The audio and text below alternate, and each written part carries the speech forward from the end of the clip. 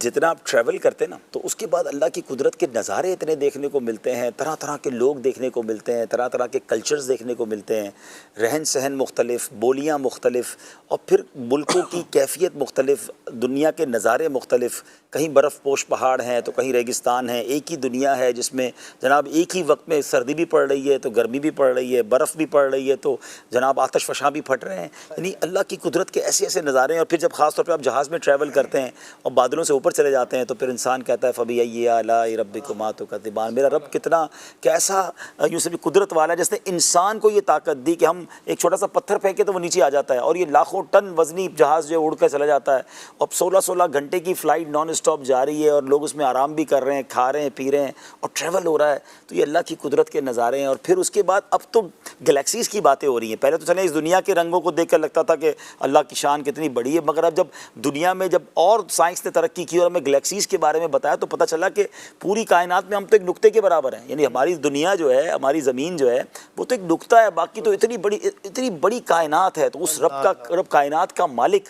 تو اس سے کیوں نہ پیار بڑھے اگر جتنا غور کرتے نا۔ اچھا، یہ غور کرنے کا حکم ہمیں قرآن میں بھی دیا گیا ہے کہ اللہ کی قدرت اور اللہ کی جو قدرت کے شاہکار ہیں ان پر غور کیا جائے۔ میں دو باتیں اس میں مختصراً عرض کروں گا، مزید اللہ پاک کی محبت دل میں بڑھے گی۔ ایک شخص حضرت عمر فاروق رضی اللہ تعالیٰ عنہ کی بارگاہ میں آیا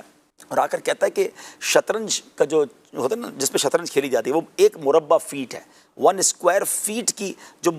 شطرنج ہے، میں اس پہ بہت غور کرتا ہوں اور میں حیران ہوں کہ کیا کمال کی ہے کہ 64 اس میں کھانے ہیں اور اس میں 1,00,000 چالوں سے لوگ کھیل سکتے ہیں، یعنی ہر بار نئی چال ہو سکتی ہے، اتنی زیادہ اس میں تنوع ہے، اتنی زیادہ اس میں سمجھے کہ ڈائیورسٹی ہے۔ تو حضرت عمر فاروق نے کیا شاندار جواب دیا کہ تم ایک شطرنج کے 1 فٹ چوڑائی والے 1 فٹ اسکوائر فٹ پر تم اتنا حیران ہو رہے ہو، میں تو ایک بالشت کے چہرے کے بارے میں غور کرتا ہوں کہ ایک بالشت پہ ہمارا چہرہ آ جاتا ہے۔ میرے رب نے اربوں چہرے بنائے ہیں، ہر چہرہ دوسرے سے مختلف ہے، چہرہ تو چھوڑیں، ہر آنکھ دوسرے سے مختلف ہے، ہر ناک دوسرے سے مختلف ہے، ہر آواز دوسرے سے مختلف ہے، ہر انگلی کا پورا ایک دوسرے سے مختلف ہے، فنگر پرنٹ مختلف ہے۔ اللہ اکبر! آپ سوچیں، آپ اس کو لوگ شاید سمجھ نہیں پا رہے جو میں کہہ رہا ہوں۔ کبھی زندگی میں آپ کوئی ڈائیگرام بنانا شروع کریں، یعنی کوئی فگر بنائیں، اور آپ کہیں میں کتنے فگر بنا سکتا ہوں، آپ شاید کوشش کریں گے تو 50 کے بعد 51 میں ختم ہو جائے گا، آپ کہیں گے سارے تو بن گئے۔ یعنی ایک ہی جیسی چیز کو کتنے انداز میں آپ بنا سکتے ہیں، 50-100 کے بعد ختم ہو جاؤ گے آپ۔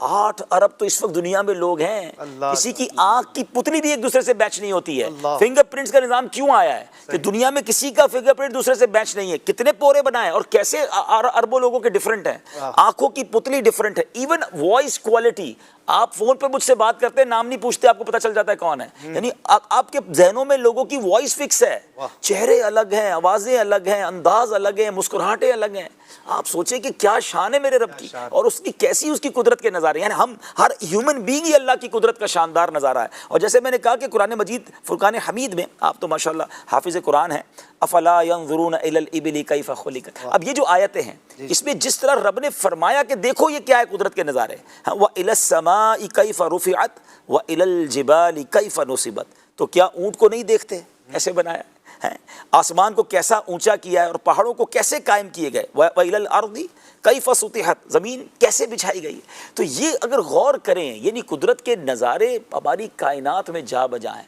اللہ سے محبت تو ویسے ہی بڑھ جاتی ہے، بالکل، کہ رب کی قدرت کے یہ نظارے ہیں۔ تو اچھا، رب سے محبت بڑھے گی تو اس کی نافرمانی نہ کرنے کو جی چاہے گا۔ بڑی خوبصورت بات وہ صوفیاء کرام کہتے ہیں، علماء کرام کہتے ہیں،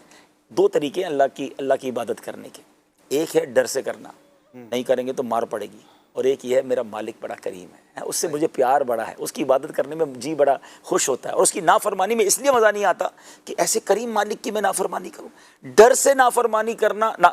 نہ کرنا اور ہے، اور محبت میں نافرمانی نہ کرنا اور ہے۔ اللہ کرے وہ کیفیت پیدا ہو جائے، جس سے پیار ہو نا، جس سے پیار ہو جائے اس کا دل توڑنے کا جی نہیں چاہتا،